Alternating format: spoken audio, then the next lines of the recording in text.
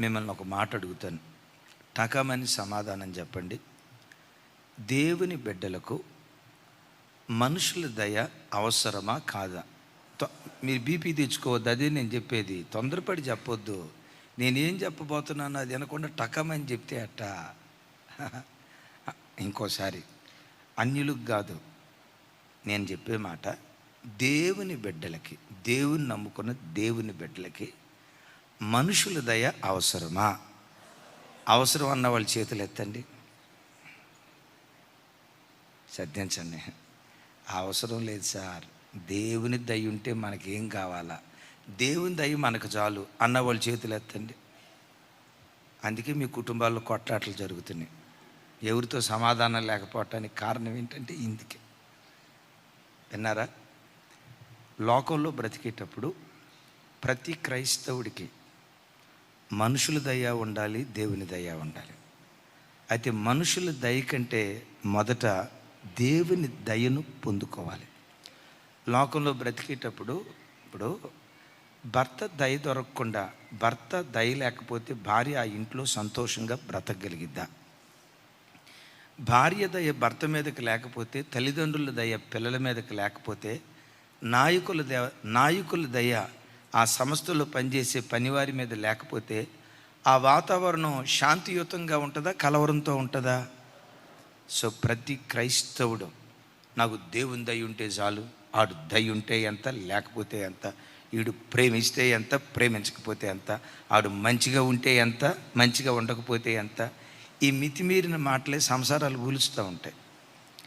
భక్తిలో కొంతమందికి జ్ఞానం లేని అతిభక్తి ఉంటుంది. కొంచెం పదునుగా ఉంది మాట వినండి. భక్తిలో జ్ఞానం లేని అతిభక్తి ఉంటుంది.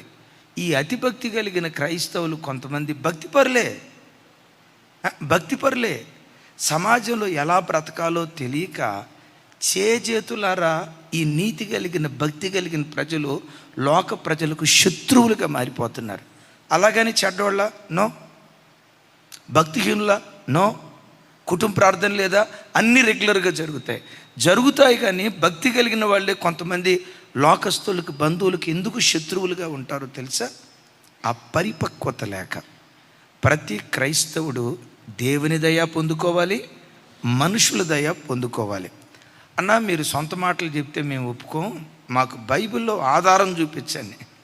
మీ అన్నయ్య బైబిల్లో ఆధారం చూపించకుండా సొంత మాటలు ఎప్పుడు చెప్పడం. కాకపోతే రెఫరెన్స్లు ఎక్కువ చూపించడానికి టైం అయిపోద్దని చెప్పి రెఫరెన్స్లు ఎక్కువ చూపించను, అంతే. సరే, ఒక ఆధారం చూపిస్తా. లోకాసు సువార్త 2వ అధ్యాయం 42వ వచనం. అందరూ పెద్దగా చెప్పాలి. యేసు జ్ఞానమందును, వయస్సు యందును, దేవుని దయయందును, మనుషుల దయయందును వర్ధిల్లుచుండెను. ఎవరు? యేసంటే ఎవరు? మన ఊరిలో ఉంటారు కదా కొంతమంది, ఆ పేరు పెట్టుకున్న వాళ్ళు కాదు. ఎవరైనా మన ఆరాధ్య దైవం, మన రక్షకుడు, కూర్చున్న లేచిన యేసయ్య, ఈయన నామస్మరణ చేస్తున్నామే. ఈ దేవుని గూర్చి రాయబడిన మాట, ఈ యేసు దేవుని దయయందును మనుషుల దయయందును వర్ధిల్లెను. ఒక మాట, యేసయ్యకే ఎవరి దయ కావాల్సి వచ్చింది అంటే, యేసయ్య మీద మొదట ఎవరి దయ ఉంది? ఓ మాట, దేవుని దయ సరిగ్గా పొందుకున్నవాడు మనుషుల దయ కూడా పొందుకుంటాడు. మనుషుల దయ కొరకు పరిగెత్తే ప్రతివాడు దేవుని దయ పొందుకోలేడు. ఈ మాట పట్టుకొని, అందుకని యేసుక్రీస్తు వారు మొదట ఎవరి దయ పొందుకున్నాడు? ఆయన మనుషుల దయలోనూ దేవుని దయలోనూ వర్ధిల్లుతూ ఉండెను. మన ఆస్తి వర్ధిల్లిన దానికంటే జనమా, దేవుని దయలో మనం వర్ధిల్లుదుంగాక. ఎట్ దట్ సేమ్ టైం మనుషుల దయలో కూడా మనము వర్ధిల్లుదుంగాక. సరే, యేసు ప్రభుని అలా ఒక క్షణం ఆపితే, పాత నిబంధనలో ఒక భక్తుడిని గురించి సేమ్ ఇంచుమించుగా, ఇదే కాదు ఇంచుమించుగా ఆయన దేవుని దయలోనూ మనుషుల దయలోనూ వర్ధిల్లాడట. పాత నిబంధనలో ఒక భక్తుడు. ఎవరు ఆయన? అబ్బా, నన్ను బ్రతికించారన్న దేవుడు మిమ్మల్ని దీవించుగాక. ఎవరు? సమూయేలును గురించి సేమ్ ఇదే మాట ఇంచుమించు. చూడండి ఆ మాట, సమూయేలు మొదటి గ్రంథం 2వ అధ్యాయం 26వ వచనం. బాలుడగు సమూయేలు పెద్దగా ఇంకను ఎదుగుచు యెహోవా దయయందును మనుషుల దయయందును వర్ధిల్లుచుండెను. ఎవరు? బాలుడు. ఏం పెద్ద వయసు వచ్చినోడు కాదు, జనాల మధ్యలో ఎట్లా ఉండాలి ఆ జ్ఞానం ఉన్న వయసు ఏం కాదు. బాల్య దినాల నుంచేనంటేనక బాల్య దినాల నుంచే దేవుని దయయందు మనుషుల దయయందు వర్ధిల్లుతూ వచ్చాడు. సంగమా, దేవుని బిడ్డలారా, మీరు సంఘానికి వచ్చినప్పుడు ఎలా ఉండాలో తెలుసా? దేవా, నా సంఘంలో నేను అనేకుల చేత ప్రేమించబడాలి, నా పేరు ఎత్తటంతో నన్ను అనేకులు ఇష్టపడాలి, నా పేరు ఎత్తటంతో అబ్బా అక్క ఎంత మంచిదో, ప్రజల దయ నా మీద ఉండాలి. ఎవరు నిన్ను చూసి అమ్మో ఆ అక్క నోట్లో నోరేసాము అంతే అయిపోయినట్టే శతకించాల్సిందే అన్న చెడ్డ పేరు మీకు రావద్దు, వద్దు. అట్లాగని రాజీ పడమని లలూచి పడమని కాదు. నేను చెప్తాను, ఇప్పుడు విషయం చెప్తాను. లోకంలో బ్రతికేటప్పుడు ఎక్కువ మంది దయ మనం సంపాదించుకోవాలి. పౌలు గారు అదే మాట అంటాడు. తమ్ముళ్ళు, మీరు చర్చికి వచ్చినప్పుడు మా సంఘ పెద్దలు, మా అన్నోళ్ళు నన్ను ఎక్కువ ఇష్టపడాలి, మా దైవ సేవకులు నన్ను ఎక్కువ ఇష్టపడాలి, మా నాయకులు మమ్మల్ని ఎక్కువ ఇష్టపడాలి. సంఘంలో అందరికంటే ఎక్కువగా నేను దేవుని దయలో మనుషుల దయలో వర్ధిల్లాలి అని దయలో వర్ధిల్లే వారిగా మనం ముందుముగాక. ఇంతకీ ఈ మాట ఎందుకు చెప్పాము? మనం నెహెమ్యా గ్రంథాన్ని గూర్చి కదా ధ్యానిస్తుంది. నెహెమ్యా 1వ అధ్యాయంలో దీర్ఘ ప్రార్థన చేశాడు.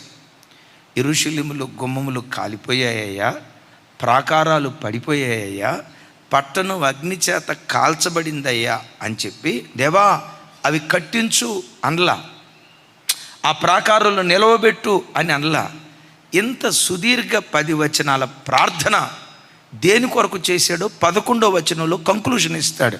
చూడండి ఆ మాట ఎంత బాగుంటుందో.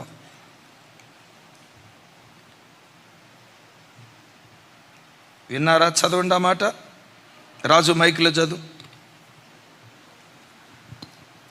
యెహోవా, చెవియొగ్గి నీ దాసుడైన నా మొరను, నీ నామమును భయభక్తులతో ఘనపరచుట యందు ఆనందించు నీ దాసుల మొరను ఆలకించి ఈ దినమందు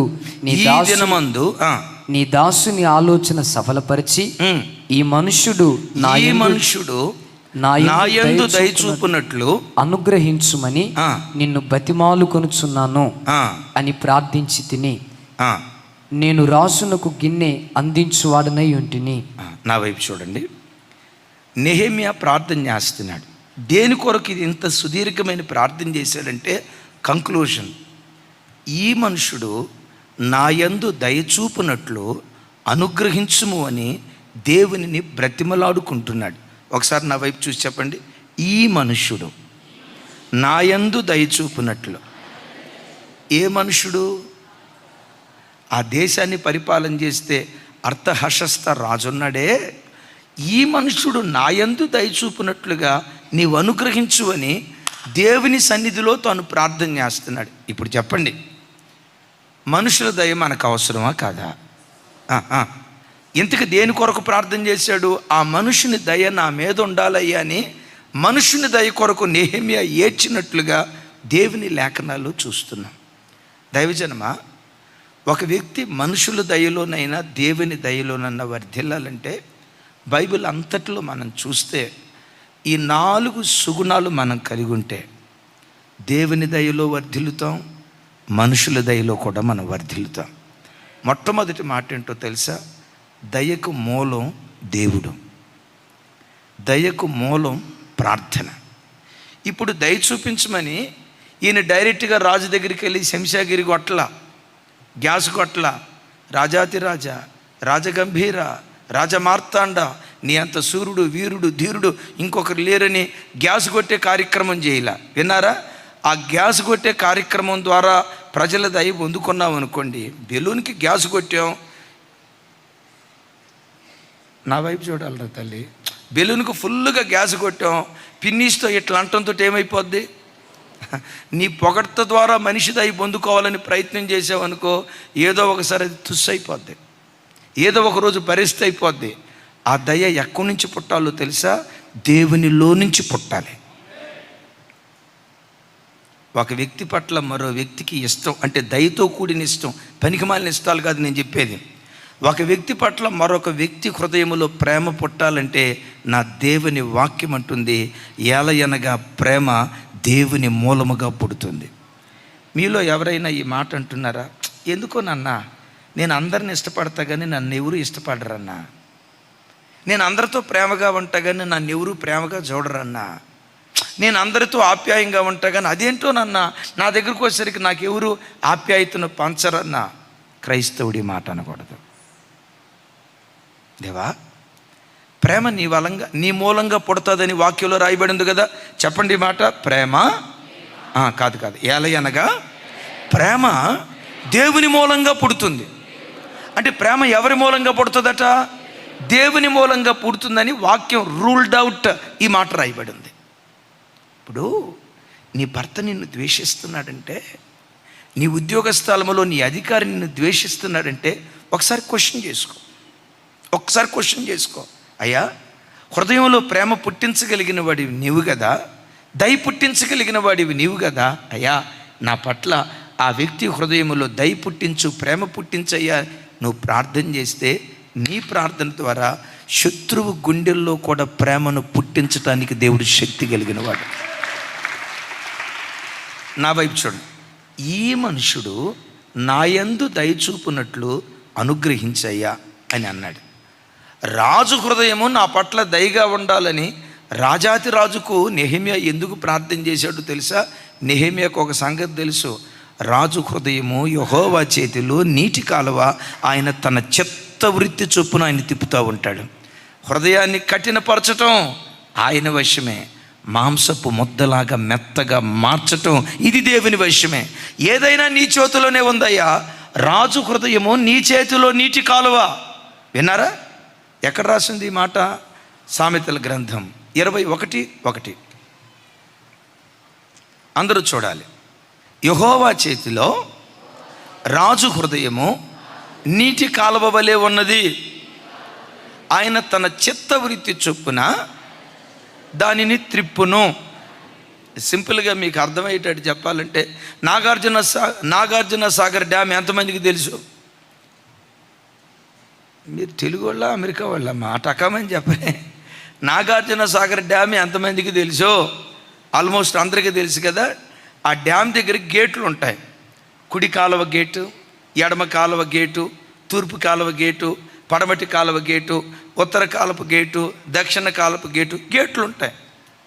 ఏ కాలువలో గుండా నీళ్లు ప్రవహిస్తాయి అంటే ఏ గేట్ అయితే ఎత్తుతారో అటువైపు ప్రవహిస్తాయి. విన్నారా?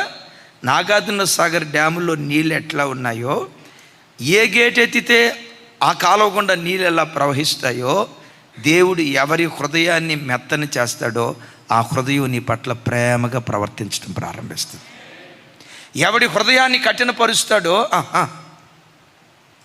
ఎక్కడ మీరు అనొచ్చు, మరి యేసుక్రీస్తు ప్రభు పట్ల ఇస్కరియోతు యోధా హృదయం ఎందుకు కఠినం అయిపోయిందన్న. కొంతమంది ఉంటారు సైతాన్ని బ్యాచ్, వాళ్ళని గురించి పట్టించుకోవద్దు. ఇక్కడ ఇంకొక లింక్ ఉంది. నువ్వు ఎంత దయ చూపించినా, ఎంత ప్రేమ చూపించినా కొంతమంది ఉంటారు ఆ బ్యాచ్. ఏ బ్యాచ్? అరే పెద్దగా చెప్పండి సార్. దావీదు సౌలుకి ఎక్కడైనా కీడు చేశాడా? ఇప్పుడు మీలో కొంతమంది అన్నయ్య మీ మీద కూడా నాకు కోపం ఉంది అన్నయ్య అంటే, మీ మీద నాకు కోపం ఉందంటే దేవుడు మా గుండెల్లో ప్రేమ పుట్టించలేదు కాబట్టి ప్రేమ రాలేదు అన్నయ్య, అది మా తప్పు కాదు మీ తప్పు అని అంటారేమో. కొంతమంది ఉంటారు సౌలు బ్యాచ్, కృప పొందిన వాళ్ళు. కొంతమంది ఉంటారు ఇస్కరియోతు యోధాగాడి బ్యాచ్. దావీదు ఎక్కడైనా మనస్సులోనైనా సౌలు కీడు చేశాడా? చెప్పండి సార్.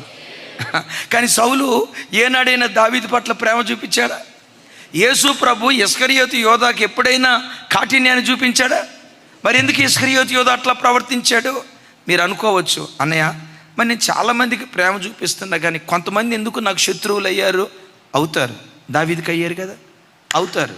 యేసుక్రీస్తు వారికి అయ్యారు కదా. అయితే నేను చెప్తున్నాను, అలాంటి కఠిన హృదయాలను కూడా, రాతి హృదయాలను కూడా మాంసపు ముద్దలుగా మార్చగలిగిన శక్తి దేవుని దగ్గర ఉంది. ఆ దేవుని యొద్దనున్న ఈవి నువ్వు పొందుకోవాలంటే ప్రార్థనే దానికి మూలం. అందుకని నెహెమ్యా ఇక్కడ ఏం చేశాడు? అయ్యా, రాజు హృదయము యెహోవా చేతిలో నీటి కాలువ. మీరు ఉద్యోగ స్థానానికి వెళ్ళినప్పుడు ఈ వాగ్దానం పట్టుకొని ప్రార్థన చేయండి. నా అధికారి హృదయం నీ చేతిలో నీటి కాలువ కదయ్యా. అందరినీ చూసినట్టుగా నన్ను చూడకూడదు, అందరినీ ద్వేషించినట్లుగా నన్ను ద్వేషించకూడదు. నా వైపు చూడటంతో నా అధికారి గుండెల్లో దైవీకమైన ప్రేమ పుట్టుకురావాలి. నా పేరు ఎత్తటంతో వాళ్ళ హృదయాల్లో దయ పుట్టాలి. నిజంగా ఇలా జరిగిద్దా? దేవుడు దయ పుట్టిస్తాడా? దీనికి బైబిల్లో టకామని 2 ఆధారాలు చూపిస్తాను. షోషాను కోటలో అహష్వేరోషు రాజు ఒక వర్తమానం పంపించాడు, 127 సంస్థానాల్లో ఉన్న కన్యకలందరూ రండి అని. ఏం జరిగింది? ఒక్కొక్క అమ్మ ఇక రాజు అనేసరికి ఎక్కలేని మిడిసిపాటు అంతా తెచ్చుకొని వచ్చి డెకరేషన్, మేకప్, గేకప్, ఆకాశాన్ని అంటే అంతగా ఒక్కొక్క అక్క పౌడర్ బెత్తిడెత్తుని రాసుకొని ఉంది. వెనక అదేమంటారు, నాగారం జాడ ఏం జాడ అది మన చిన్నప్పుడు చేసేవాళ్ళు కదమ్మా,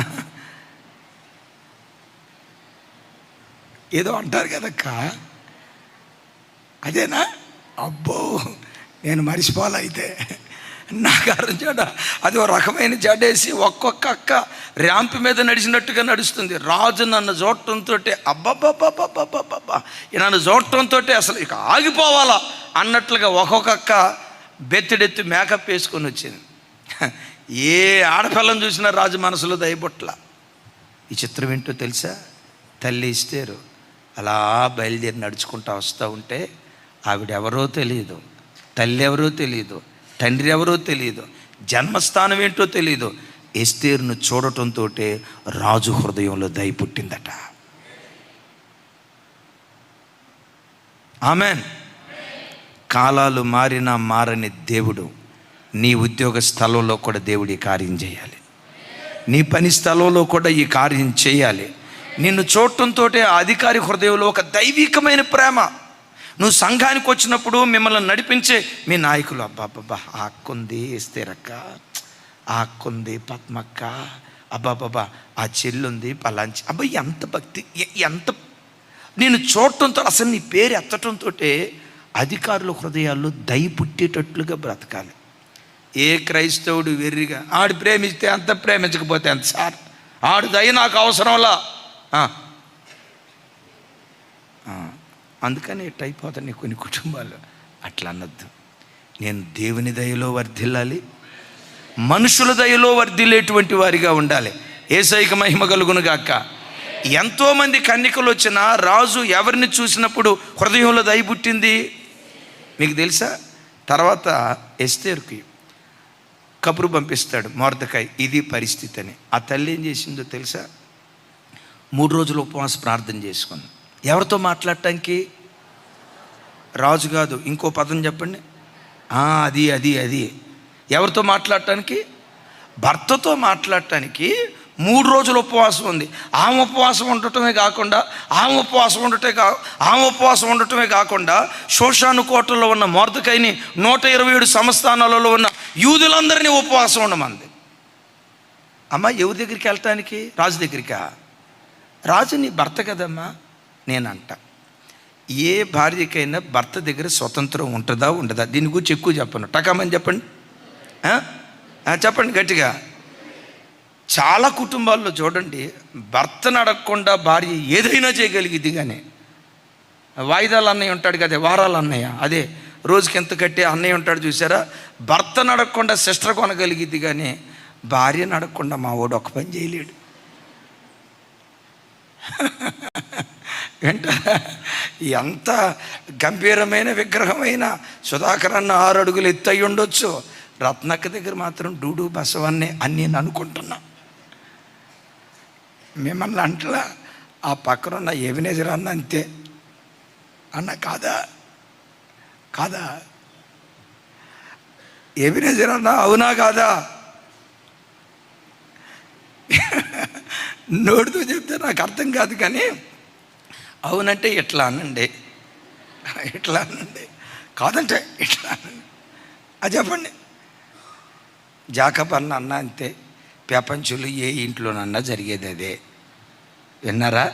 స్వతంత్రంగా వెళ్ళి అడగొచ్చు సార్. ఈ తల్లి ఒక సంగతి ఎరిగింది, రాజు హృదయము యెహోవా చేతిలో నీటి కాలువ. హృదయాన్ని మెత్తని చేయటం దేవుని వశం, కఠినపరచటం దేవుని వశం. అయ్యా, నన్ను చూడటంతో రాజు హృదయంలో దయ పుట్టాలి, నేను అడక్క మునిపే రాణి నీకేం కావాలని అడగాలి, అలాంటి ప్రేమ నా భర్త పట్ల, నా భర్త హృదయంలో నా పట్ల పుట్టించయ్యని నేనంట. భర్త హృదయం మార్చబడినట్లుగా ఈ తల్లి ప్రార్థన చేసిందంటే ఆ బిడ్డ ఆత్మీయ స్థాయి చూడండి. రాజు ఆహ్వానించకుండా రాజగృహానికి వెళ్ళటం చట్ట వ్యతిరేకం, న్యాయ వ్యతిరేకం. ఒకవేళ ఎవరైనా అడుగుపడితే రాజు వెంటనే అంటాడు, ఎవరక్కడా? ఎస్తేరునండి అనే లోపే ఇటు చూసి అనేవాడు, ఎవరక్కడా? భటుడు అనేవాడు. చిత్త మహాప్రభు వెంటనే రాజు ఏమనేవాడు తెలుసా? దీని మెడ మీద తలకాయ లేకుండా తీసేయనేవాడు. అడగకుండా అడుగు పెట్టడానికి అధికారం లేదు, అది చట్ట వ్యతిరేకం. ఆ తల్లి అక్కడికి వచ్చి నిలబడటంతో, ఆ తల్లిని చూడటంతో, బైబిల్లో రాయబడిన మాట ఏంటో తెలుసా? ఆ తల్లిని చూడటంతో రాజు హృదయంలో దయ పుట్టిందట. భర్త ద్వేషించేవాడైతే తల్లి యేసయ్య కాళ్ళు పట్టుకొని, నువ్వు ప్రేమ పుట్టించేవాడివి కదయ్యా, నా భర్త హృదయంలో ప్రేమ పుట్టించు. పిల్లలు ద్వేషిస్తున్నారా? పిల్లలు గోంగూరలో పురుగులాగా నిన్నెంచి విలువలేని దానిగా నువ్వు మంచిదానివే, కానీ నీ ప్రేమ వాడు గుర్తించట్లేదా? యేసయ్య పాదాలు పట్టుకో, అయ్యా దయ నీ మూలంగా పుడుతుంది, ప్రేమ నీ మూలంగా పుడుతుంది అని రాసింది కదా. నా పిల్లల హృదయాల్లో నా పట్ల ప్రేమ పుట్టించాయా, నా భార్య హృదయంలో నా పట్ల ప్రేమ పుట్టించాయా, నా నాయకుల హృదయంలో నా పట్ల ప్రేమ పుట్టించాయా, ఉద్యోగ స్థలంలో అధికారులు నా పట్ల ప్రేమ పుట్టించాయా అని ప్రార్థన చేస్తే రాతి హృదయాలలో నుండి కూడా దేవుడు రాగాలు పుట్టించగలిగిన అద్భుతమైన శిల్పకారుడు ఆయన. గుండెల్లో రాసుకోండి మాట. ఏమన్నాను? రాతి హృదయాలలో నుండి కూడా రాగాలు పుట్టించగలిగిన అద్భుతమైన శిల్పకారుడు నీవు ఆరాధించే దేవుడు. హృదయాన్ని మెత్తని చేయటం దేవుని వశం, కఠినపరచటం దేవుని వశం. ఇది ఎరిగాడు. రెండవది, ఎదుటివాడి దయ పొందుకోవాలంటే ఎప్పుడు మన నోట దయతో కూడుకున్న మాటలు రావాలి. బాగా వినండి, దయతో కూడుకున్న మాటలు రావాలి. ప్రార్థన ఒక ఎత్తు. ప్రార్థించే ప్రతి ప్రార్థన పరుడు దేవుని సన్నిధిలో ఎలా మాట్లాడాలో దేవుని దగ్గర కృప పొందుకోవాలి. ఆమె చెప్తాం గట్టిగా, నా వైపు చూడాలి. ఆమె చెప్తాం గట్టిగా. అయ్యా, అధికారి నా పట్ల దయ చూపేటట్లుగా చేయయ్యా అని ప్రార్థన చేశాడే. ప్రార్థన చేసిన తర్వాత అర్థహశస్త రాజును ఎదుర్కొనే అవకాశం వచ్చింది. అది ఈ రాత్రికి రేపు రాత్రికి చెప్తా. నా వైపు చూడండి. అడుగుతున్నాడు, ఎప్పుడు నీ ముఖం ఎట్లా విచారంగా ఉండేది కాదే. విన్నారా? ఎప్పుడు నీ ముఖం ఎట్లా విచారంగా ఉండేది కాదే. కొన్ని ముఖాలు ఉంటాయి, చికెన్ బిర్యానీతో తినొచ్చిన అదే మైదా రోగం ఎప్పుడు చూసి.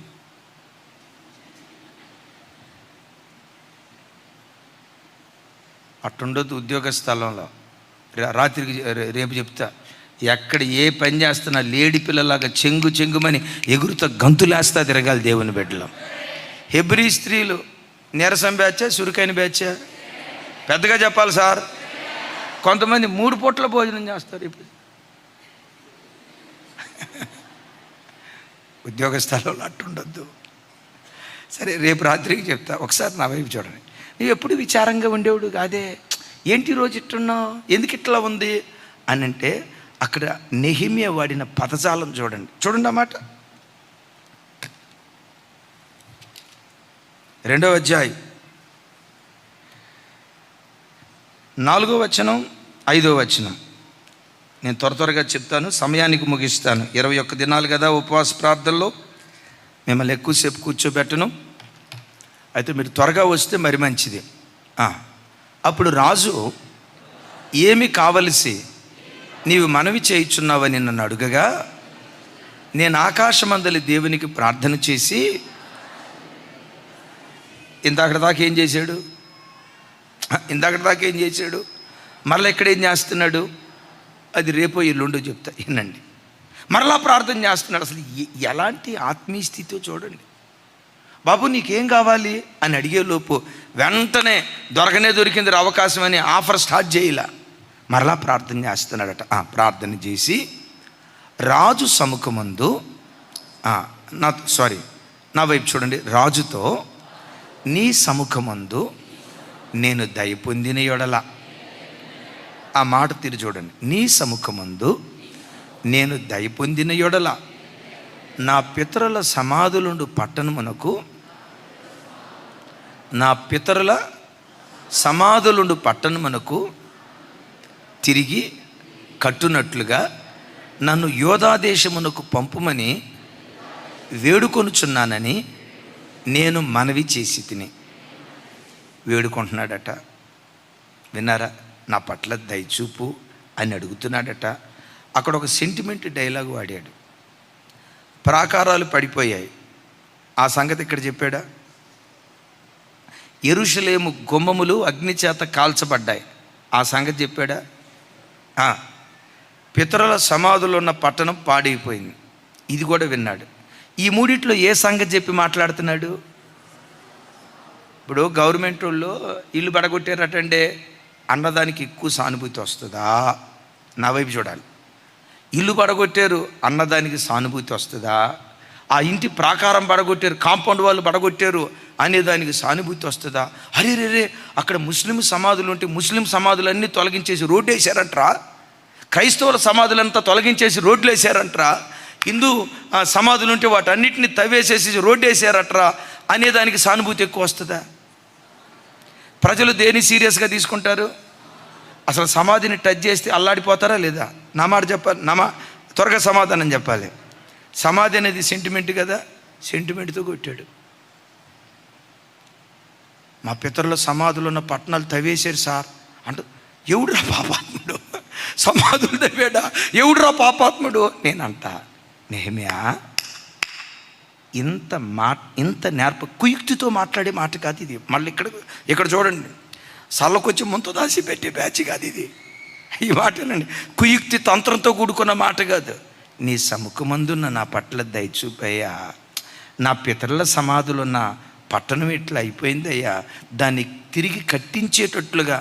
ఎప్పుడైతే సమాధి అనే మాట అన్నాడో రాజు మాట్లాడకుండా ఏవేంగా వాళ్ళు అవన్నీ తీసుకుని వెళ్ళిపో అన్నాడు. యేసయ్య మీద కూడా మనుషులు దయ ఉండటానికి కారణం ఏంటో చెప్పమంటారా? బైబిల్లో రాసి ఉంటుంది, దయగల ఆయన మాటలకు అనేకులు. మొన్న విన్నాం కదా, రైట్, ఇది ఒక ఎత్తున పెడదాం. 400 మందితో వస్తున్నాడు అన్నయ్య మామూలుడు కాదు, కోపం వస్తే పేకైతే ఎగ్గొడతాడు. మా ఊడు తిండికి ఆగలేడు, కోపానికి ఆగలేడు. ఎవరు చెప్పండి? మన చుట్టమే యాకోబుతో అన్నయ్య కదా. 400 మందితో వస్తున్నాడు, వింటున్నారా? 400 మందితో వస్తున్నారని యాకోబు ఎబ్బోకు రేవు దగ్గర రాత్రంతా ఏం చేశాడు? డెఫినెట్గా దేని కొరకు ప్రార్థన చేసి ఉంటాడు? అయ్యా, రాతి హృదయాలలో నుంచి రాగాలు పుట్టించగలిగిన దేవుడు, రక్తం ఏరులై ప్రవహించే చోట ప్రేమ ప్రవాహం పొంగి పొర్లేటట్లుగా కార్యాలు చేయగలిగిన దేవుడో, శత్రువును మిత్రుడుగా నువ్వు మార్చగలిగిన దేవుడో, విరోధిని ప్రాణం తీసేవాడిని నా కొరకు ప్రాణం పెట్టేవాడిగా నువ్వు మార్చగలిగి, నువ్వు ఏదైనా చేయగలవయ్యా, నీకు అసాధ్యమైన కార్యం లేదు, చేయయ్యా. నా అన్నకు నా మీద శత్రుత్వం లేకుండా చేయయ్యా అని రాత్రి అంతా ప్రార్థన చేశాడు. ఏలయనగా ప్రేమ దేవుని మూలంగా, పెద్దగా చెప్పాలి, దేవుని మూలంగా పుడతాదని రాసింది కదా. చూడండి, ఏషావు అంత దూరం నుంచి వచ్చాడు. యాకోబు ఏం చేశాడు తెలుసా? 7 బ్యాచీలుగా గుంపులుగా విడదీసి, మొదటి వాళ్ళు ఆ బ్యాచ్, 2, 3, 4 అందరికంటే లాస్ట్ తాను ఉన్నాడు. ఎందుకో తెలుసా? ఒకవేళ వేస్తే మొదటి వాళ్ళని వేస్తాడు. నా దగ్గరకు వచ్చేసరికి ఎంతో కొంత కూలైపోతాడని ఆ మొదటున్న 7గురికి ఏం చెప్పాడో తెలుసా? 7 మార్లు సాష్టాంగపడి, నేనంటా సార్, రే వేసావా రా తేల్చుకున్నావురా. ప్రార్థనా పరుడు ఎప్పుడు ఎలాంటి పౌరుష పదజాలాలు వాడడం. డి అంటే డి, సై అంటే సై, చూసుకున్నావురా, నీ దమ్మెంతో ఒకసారి చెప్పండి గట్టిగా. ఏం సార్ చెప్పరా? సరే, లైవ్ చూస్తున్న బిడ్డలారా, మీరైనా చెప్పండి, నీ దమ్మెంతో నా దమ్మెంతో తెలుసుకుందాం, మన ప్రతాపం తెలుసుకుందాం రారా. ఇలాంటి ప్రగల్భాలు ప్రార్థనా పరుడి నోట, దేవుని దయ మనుషుల దయ వెతికేవాడి నోట ఇలాంటి మాటలు రావు. అవసరమైతే నేల మట్టుకు తగ్గించుకుంటా. నేను చాలాసార్లు చెప్తా కదా, సంఘాన్ని సమాధానపరిచే విషయంలో ఒక చిన్న పిల్లోడు కాళ్ళు పట్టుకోవటానికి కూడా నేను వెనకాడను. ఎందుకో చెప్పమంటారా? ఈ జెర్మియా అనే వీడి పరువు ప్రతిష్టల కంటే దేవుని పెండ్లి భార్య సంఘం క్షేమంగా ఉండటమే పరువు ప్రతిష్టలు అని అందామా? వీడికి పరువు ఇచ్చింది ఎవరు? ప్రతిష్ఠ ఇచ్చింది ఎవరు? పేరిచ్చింది ఎవరు? ఆ దయగలిగిన దేవుడు కదా. ఆ దయగలిగిన దేవుని సంఘాన్ని నిలవబెట్టడానికి ఎవ్వరితో సమాధాన పడటానికైనా నేను వెనకాడను. యేసయ్యకి మహిమ కలుగును గాక. ప్రార్థనాపరుడు, మనుషుల దయ వెతకాలనుకున్నవాడు డి అంటే డి. నువ్వు మొహం మాడిసావా? నేను కూడా మొహం మాడుస్తా. నువ్వు రొసరొసలు అన్నావా? అన్నాడు సార్ ఏదో ఒకటి.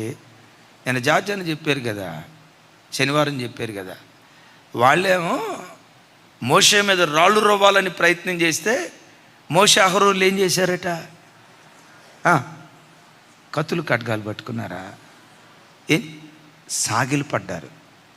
నువ్వు నిజంగా సరి అయిన ప్రార్థనా పరురాలు అయితే, నిజంగా సరైన ప్రార్థనా పరురాలు అయితే నీ ఇంట్లో ఎవరైనా నీ మీద రాయి పట్టుకుంటే నువ్వు సాగిలు పడతావు. ఒక్క మోషే 6 లక్షల మందిని సంపాదించుకున్నాడు. ఒక్క మోషే 40 లక్షల కాల్బలాన్ని కనానుకు నడిపించాడు. యేసయ్యకి మహిమ కలుగును గాక. 7 మార్లు సాష్టాంగపడ్డాడు. 7 మార్లు సాష్టాంగపడ్డాడు. 7 మార్లు సాష్టాంగపడ్డాడు. సాష్టాంగపడిన తర్వాత విచిత్రం ఏంటో తెలుసా? ఏశావు రావటం ఏం చేశాడో తెలుసా? యాకోబు యొక్క మెడ మీద పడి కన్నీరు మున్నీరుగా ఏడుస్తున్నాడు. నేను అక్కడ ఒక మాట చెప్తా. రక్తం ఏరులై ప్రవహించాల్సిన చోట ప్రేమ ప్రవాహం పొంగి పొర్లేటట్లుగా దేవుడు కార్యం చేశాడు. అది మన ఇళ్లల్లో దేవుడు జరిగించాలి. దేవుడు మనకిచ్చిన ఈ ఇమ్మాన్యుయల్ పరిచర్యలో ప్రభు రాకడ వరకు ఈ వాతావరణం ఉండాలి. Praise the Lord. వచ్చిన తర్వాత ఏం మాట్లాడతాడో చూడండి. నాకు అసలు ఆ మాటలు భలే ముద్దు అనిపిస్తాయి. యాకోబు దగ్గర నేను నేర్చుకుంది కూడా అదే. చూడండి, ఆదికాండం 33వ అధ్యాయం 3వ వచనం నుంచి 11వ వచనం వరకు. ఒక వచనం కాదు, చాలా ఉన్నాయి, కానీ అవన్నీ చదవటానికి రైట్. నాతో కలిసి, తాను వారి ముందర వెళ్ళుచు తన సహోదరుని సమీపించు వరకు 7 మార్లు నేలన సాగిల పడిన. ఎన్నిసార్లు? ఏం చేశాడు? యాకోబు స్థానంలో ఇంకొకడు ఉంటే మేసం మిలేసి 7 మార్లు తొడగొట్టేవాడు, రారా చూసుకుందామని. ఒకవేళ ఆ పని చేసుంటే యాకోబు ఏశావులో ఎవరో ఒకరు చచ్చిపోయి ఉండేవాళ్ళు.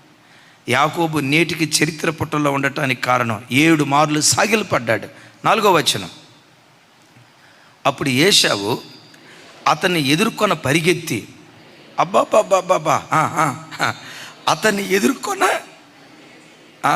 ముందు వచనం ఏమని ప్రారంభించాడు? అప్పుడు. ఎప్పుడు అనొద్దు. ఎప్పుడు?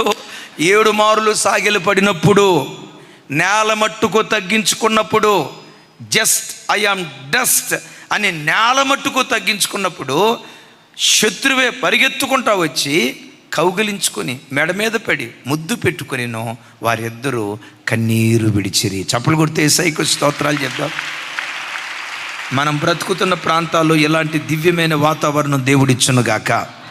ఆ తర్వాత ఏం జరిగిందో చూడండి. 5వ వచనం. ఎస్, ఏశావు కన్నులెత్తి ఆ స్త్రీలను పిల్లలను చూచి, వీరు నీకేమి కావాలని అడిగినందున అతడు, వీరు దేవుడు నీ సేవకునికి దయచేసిన పిల్లలే అని చెప్పాను. బాబా ఏమంట? అక్కడ దేవుణ్ణి కలిపాడు, సేవకుణ్ణి కలిపాడా? సేవకుణ్ణి కలపటం కాదు. ఏమంటాడు అక్కడ? వీరు దేవుడు నీ సేవకునికి దయచేసిన పిల్లలే, నా పిల్లలే అనలా, నీ సేవకునికి దయచేసిన పిల్లలు. ఏశావు చూస్తాడు, నా సేవకుడా ఎవడాడు అంటే చూడండి, తమ్ముడే మాట్లాడుతున్నాడు, అన్నయ్య నేను నీకు సేవకున్నా అన్నయ్య, అమ్మ వినండ్రా, నేను నీ సేవకున్నా అన్నయ్య. ఆ మాటకు సగం ఫ్లాట్ అయిపోయాడు, ఆ మాటకు సగం ఫ్లాట్ అయిపోయాడు. ఆ తర్వాత ఏమంటాడు చూడండి, 6వ వచనం. అప్పుడు ఆ దాసీలను వారి పిల్లలను దగ్గరకు వచ్చి అని ఉంటాడు, అన్నాడు, రాయ్ నేను సాగిలి పెడితే మీరు సాగిలి పట్టడానికి ఏమైదారు రోగం, రండి రండి, నువ్వు దాసి రండి సాగిలి పట్టండి. ఎవర్రా ప్రభు? అన్నయ్య. ఎవర్రా అన్నయ్య? పెద్ద అన్నయ్య, మా నాన్నకు పుట్టిన పెద్దోడు, మా అన్నయ్య మా అన్నయ్య అని చెప్తూ ఉండేవాడిని, చెప్పాడో లేదో కానీ. చూడండి, ఆ దయగలిగిన మాట ప్రపంచానికి గెలిచొచ్చు సార్, ప్రపంచానికి గెలిచొచ్చు. నేను అప్పుడప్పుడు చెప్తానే, మా అన్నయ్య ఒక ఆయన ఉన్నాడని, ఏశావు అని, 6 అడుగుల అదానుబాహుడు, మా అన్న పేరే ఏశావు. ఏశావు అంటే ఎర్రని వాడని అర్థం, విన్నారా? మా అన్న ఎంత ఎర్రకుంటాడంటే ముక్కు ఉంది, కోటేరు ముక్కు, అప్పప్ప అని చెప్పి ఎవరు అనుకుంటున్నారా? ఆ అన్నయ్య సాగిలి పడండి అని అనేలోపు సగం ఫ్లాట్ అయిపోయాడు. ఆ తర్వాత ఏమంటాడు చూడండి, 7వ వచనం. లేయాయు ఆమె పిల్లలను దగ్గరకు వచ్చి సాగిలిపడేది. ఆ తర్వాత రాహేలును యోసేపును రాహేలును దగ్గరకు వచ్చి సాగిలిపడ్రి. 8 ఏశావు నాకు ఎదురుగా వచ్చిన ఈ గుంపంతయు ఎందుకని అడుగగా అతడు, నా ప్రభు కటాక్షము నా మీదకు వచ్చుటకే అని చెప్పాను. ఒకసారి చెప్పండి, ఎవరు ప్రభు? ఎవరు ప్రభు? మాట్లాడటం నేర్చుకుందాం సార్, వాక్యంలో నుంచే. మాయ మాటలు చెప్పమని కాదు, మన మాటల్లో ఉన్న కరుకుదనం చావాలా. ఏమంటాడు? నా ప్రభు కటాక్షము నా మీదకి వచ్చుటకి. ఎవర్రా బాబు నీ ప్రభు? ఇంకెవరంటావు ఏంటన్నయ్య? నువ్వే కదా నాకు ప్రభువి. ఏం కావాలా? నా కటాక్షం, నీ కటాక్షం నా మీదకి రావాలి. నీ కటాక్షం ఉంటే అంత, పోతే అంత. నాకు దేవుని కటాక్షం పోరా కోన్కిస్కాను. ఇట్లాంటి అపరిపక్వత మాట యాకోబు మాట్లాడాల. మెచ్యూర్డ్, ఆత్మీయతలో పరిపక్వత పొందినోడు భూతార్థం పెట్టి భూతాలమంతా వెతికిన ఒక్కడిని కూడా ద్వేషించడు.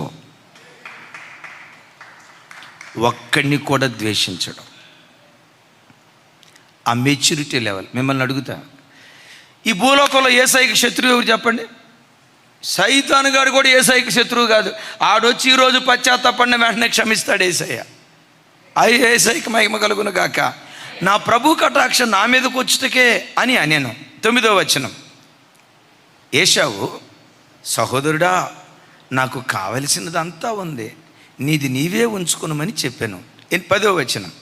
యాకోబు, అట్లు కాదు, నీ కటాక్షం నా మీదున్న ఎడల చిత్తగించి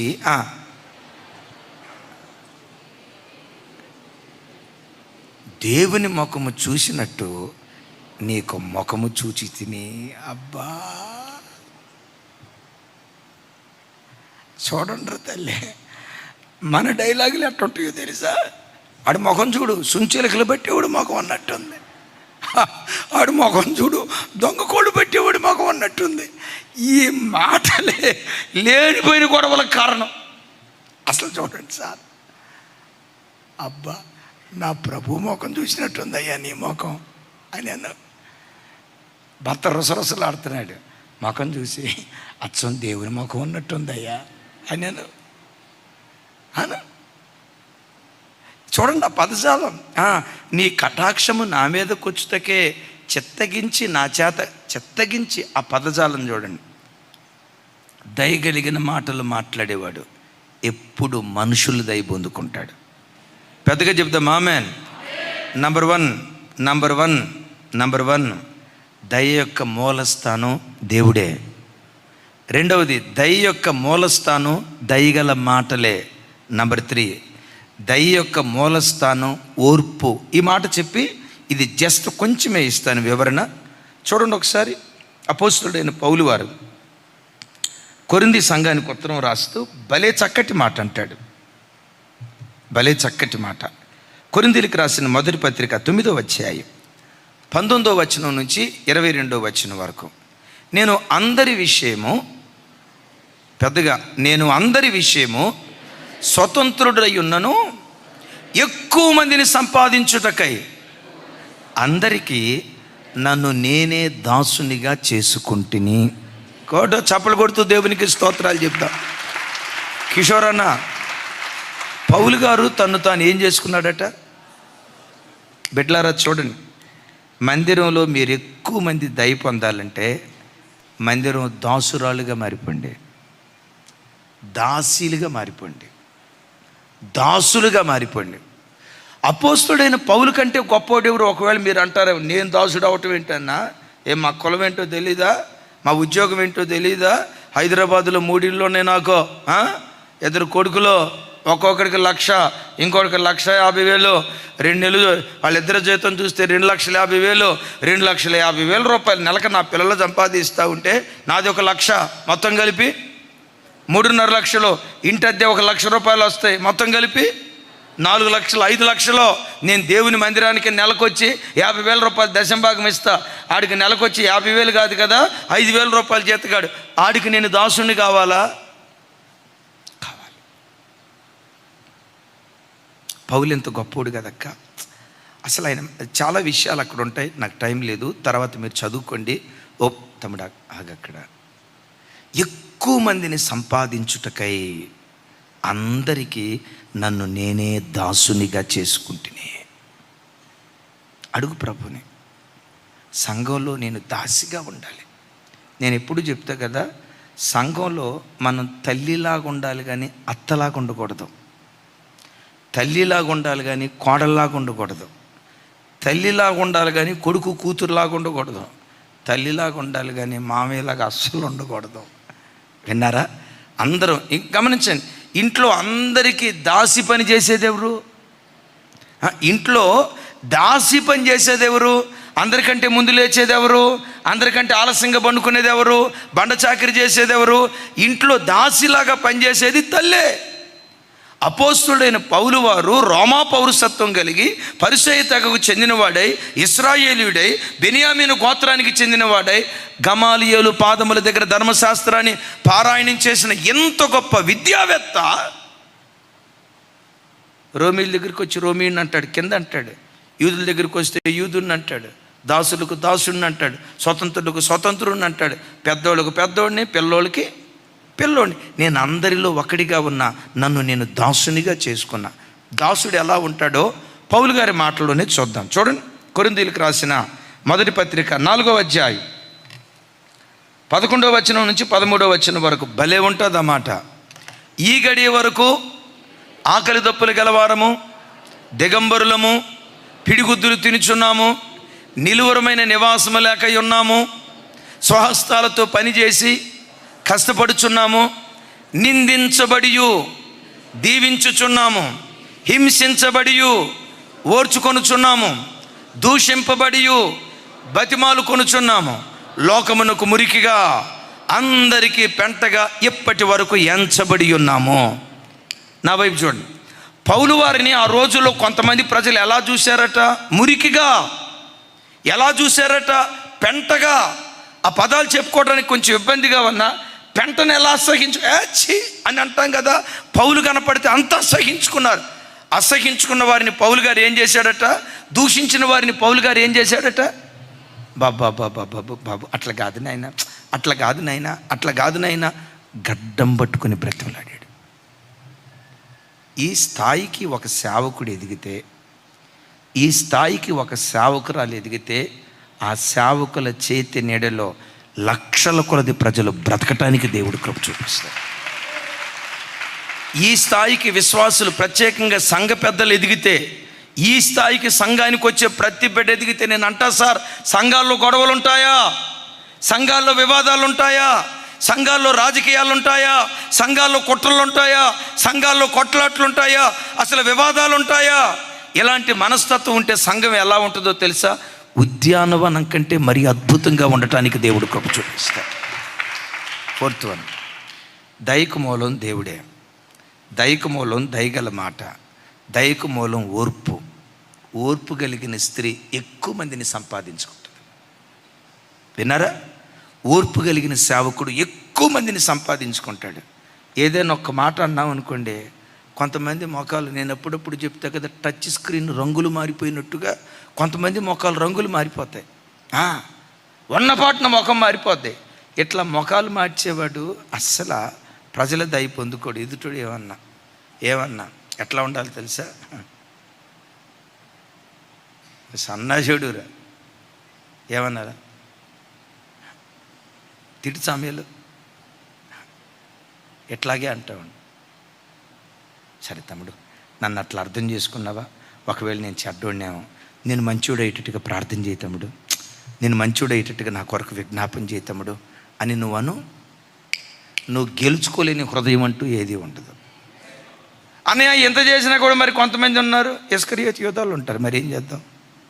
సౌలుగాళ్ళు ఉంటారు, ఏం చేద్దాం? మరి వాళ్ళని ఎవరు మార్చలేడు, వాళ్ళని వదిలేయటమే. కానీ నీ వరకు నువ్వు మాత్రం దయకు మూలం ప్రార్థన నెరిగి, దయకు మూలం దయగలిగిన మాట నెరిగి, దయకు మూలం ఓర్పు నెరిగి ఎక్కువ మంది దయ మనం సంపాదించుకునే వారిగా ఉందుముగాక. ఆఖరి మాట, మనుషుల దయలో దేవుని దయలో వర్ధిల్లాలంటే దయకు మూలం దయాసత్యములు. దయాసత్యములు చూడండి ఆ మాట. సామెతల గ్రంథం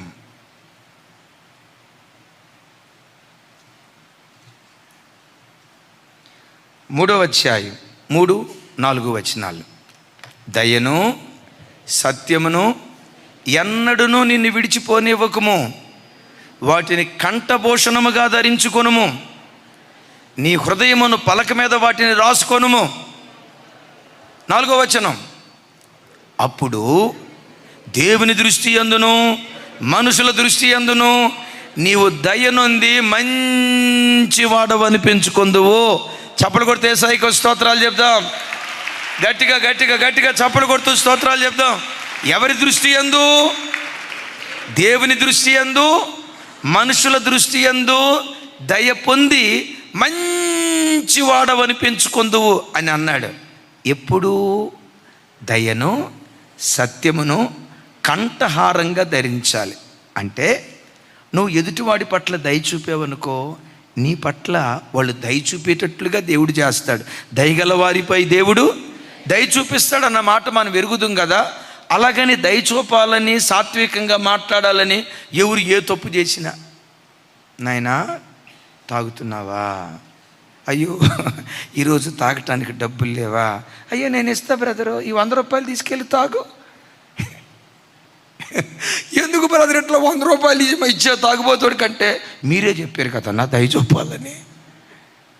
అప్పుడు సత్యం నీకు దూరం అయినట్టు. దయ సత్యం 2 రెక్కలు కలిగి క్రైస్తవుడు బ్రతకాలి. దయ సత్యం 2 కాళ్ళు కలిగి బ్రతకాలి. సంఘంలో దయ సత్యం జోడెద్దులు పొలాన్ని దున్నినట్లుగా దయతో సత్యముతో పొలాన్ని దున్నేటట్లుగా ఉండాలి. మీరు అనొచ్చు, అన్నయ్య ఎంతసేపు ప్రసంగం చేశారు, దయ అన్నారు, నిన్న ఐజక్ అన్న మీద ఎందుకు అట్లా కోప్పడ్డారు అన్నయ్య? దాన్ని సత్యం అంటారు. ఆహా బలి దిప్పుకున్నారే అని అనకండి. నాకు చర్చిలో అందరు ఇష్టం. నేను ద్వేషించేవాడు ఒక్కడు లేడు సార్. తాగుబోతోడు వచ్చిన అన్నా బాగున్నావు అని దగ్గరికి తీసుకుంటా. ఒకవేళ ఆయన తాగినోడు ఆదివారం పాట పాడుతున్నాడు అనుకోండి, ఆయన పాట పాడతామన్నా నేను ఎంత ఎంజాయ్ చేస్తానో అంత ఎంజాయ్ చేస్తా. నాకు ఆడు తాగుబోతానంత సంబంధం లేదు. వాని నోటు నుంచి వచ్చిన నా దేవుని పాట, నా దేవుని మాట. వాని ఆత్మీయత నాకు కిరీటం పెట్టదు. వాడు ఏ దేవుని గురించి తాగుబోతోడు పాట పాడిని నేను ఆనందిస్తా. చెడ్డోడు ప్రార్థన చేసిన వీడు భలే దీర్ఘ ప్రార్థన చేస్తున్నాడు, వీడు బతుకు నాకు తెలీదా, ఇట్లాంటి దరిద్రపు థాట్ నాకు రానివ్వను. యేసయ్యకి మహిమ కలుగును గాక. నేను జార్జంతో ఇట్లాంటి మాటలు ఎక్కువ చెప్తా. కూర్చున్నప్పుడు ఇది తమ్ముడు ఇట్లా ఉండాలి, ఇది ఇది ఇది. నేను ఆ మాట అనేసరికి అన్నా తాగుబోతుడు పాట పాడినా మీరు ఎంజాయ్ చేస్తారా అని ఎట్టాగే చూస్తున్నాడు. తమ్ముడా జార్జ్, ఆఫీస్ రూమ్లో మనం మాట్లాడుకున్నావా లేదా? ఆడు తాగుబోతు జీవితం నాకెందుకు? వాని నోటు నుంచి వచ్చే దేవుని పాట, దేవుని మాట ఉంది, అది నాకు కావాలి. గేదె పాలిస్తుంది, పేడేస్తుంది, ఏది తీసుకుందాం? గేదె పాలిస్తుంది, పేడేస్తుంది, ఏది తీసుకుందాం? గేదె పాలిస్తుంది, పేడేస్తుంది, ఏది తీసుకుందాం? పేడ దెబ్బలు వేస్తాం సార్, పాలు తాగుతాం. కొంతమంది అచ్చం పేడే తీసుకుంటారు, మరి అదేం అలవాటు నాకు తెలియదు. అచ్చం పేడే తీసుకుంటారు ఎప్పుడు బిడ్డలరా.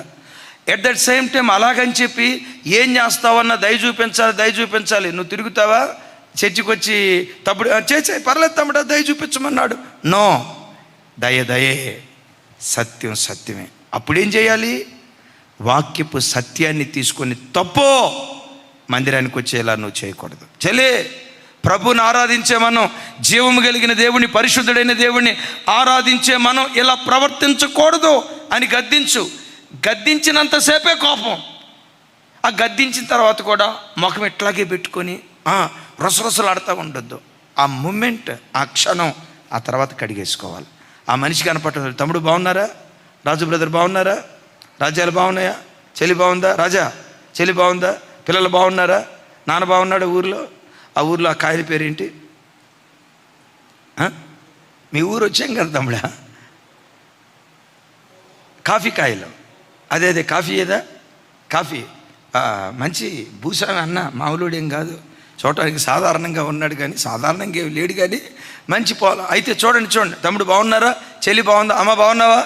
అమ్మ నిర్మలా సిస్టర్ బాగున్నారా? అమ్మ బాల్కనీలో ఉన్న మహాభక్తులారా, ఇప్పుడు యేసు ప్రభు వస్తే మాకంటే మీరు తొందరగా వెళ్ళిపోతారు. అక్క రైల్వే అక్క బాగున్నావా? మొన్న మీ కాకినాడ వెళ్ళినప్పుడు మీ తల్లిగారు, తమ్ముడు, అబ్బాబ్బా బిడ్డలు మా పట్ల చూపిన ప్రేమ ఇంత అంత కాదు. థ్యాంక్ యూ తల్లి, థ్యాంక్ యూ. రైట్, చూడండి అమ్మ బాగున్నారా? ఇట్లుంటుంది. నా టైప్ ఎట్లుంటుందంటే, ఆ రోజు ఎబినేజర్ నా మాట అన్నాడుగా, ప్రభు రాకడ వరకు నేను మర్చిపోనా. ఇట్లాంటి దరిద్రపు కల్చర్ దేవుని బిడ్డల్లో ఉండకూడదు.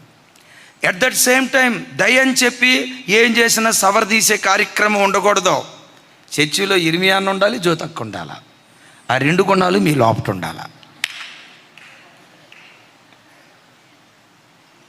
అన్న. అట్లా గద్దిస్తే మనల్ని నెగిటివ్గా అనుకుంటారు కదా, మొదట నెగిటివ్గా అనుకుంటారు. సామెతల్లో రాయబడిన ఒక ఖరీదైన మాట ఏంటో తెలుసా? చూడండి, సామెతల గ్రంథం 28వ అధ్యాయం 23వ వచనం. నాలుకతో ఇచ్చకములాడు వాని కంటే నరులను గద్దించువాడు తొదకు పెద్దగా చెప్పాలి, తొదకు పెద్దగా చెప్పాలి సార్ ఈ మాట. తొదకు ఎక్కువ దయ పొందుతాడట. ఎవరు? ఎచ్చకంలాడేవాడు కాదంటే 24 గంటలు రాగదీసి అన్నయ్య నీ అంత మంచివాడు భూమి మీద లేడనయ్య, యేసు ప్రభు తర్వాత స్థానం నీదేనన్నయ్య. అక్కయ్య ఇక మరిమ తల్లి నేను చూడలేదు కానీ, ఈ కాలపు మరిమ తల్లి నువ్వే నక్క.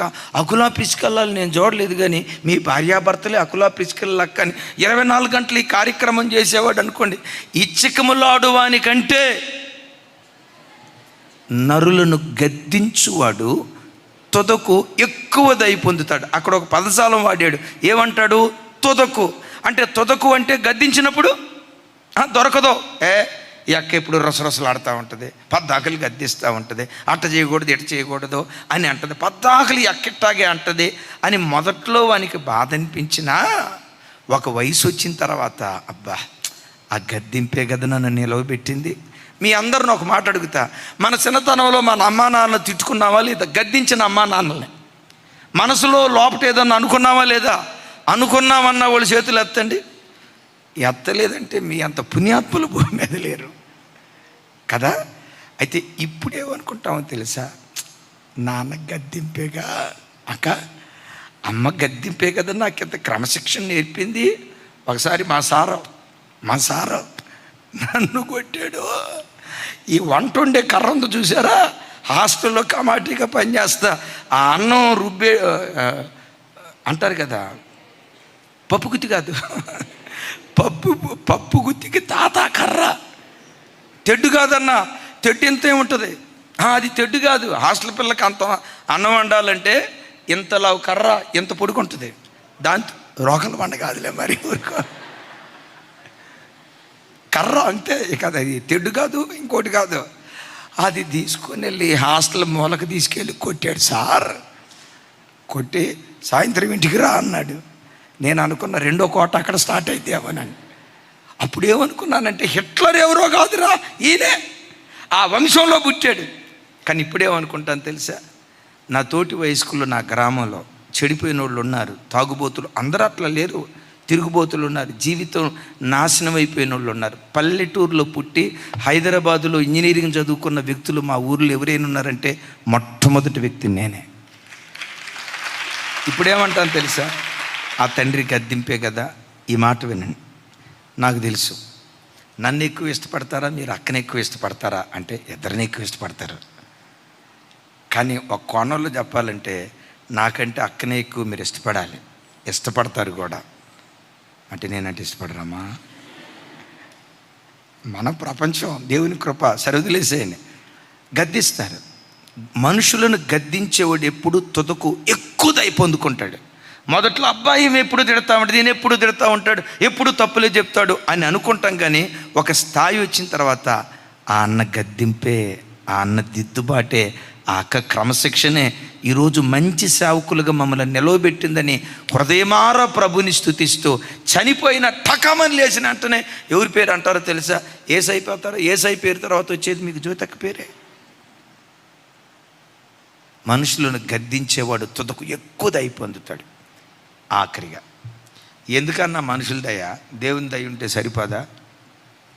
పౌలు గారు ఏమంటాడు, నేను ఎక్కువ మందిని సంపాదించాలని చూస్తున్నా. అయ్యి ఎందుకు సంపాదించాలన్నా, ఉన్న డబ్బులు సరిపోతాయిగా. మన వరకు మనం బతకలేమా అన్న, బతకలేమా, మన వరకు మనం బతకలేమా. ఎందుకు ఎక్కువ మందిని సంపాదించుకోవాలి? ఎక్కువ మందిని సంపాదించుకుంటే నీ కొరకు ప్రార్థించే ప్రజలు ఎక్కువ అవుతారు అన్న సంగతి గుర్తుంచుకో. నీ కుటుంబ పక్షాన విజ్ఞాపన చేసేవాళ్ళు ఎక్కువ అవుతారని గుర్తుంచుకో. యేసు ప్రభు ఒక మాట అంటారు, అన్యాయపు సిరి వలన మనుషులను సంపాదించుకోండి అని అన్నాడా లేదా? ఏ సిరితో?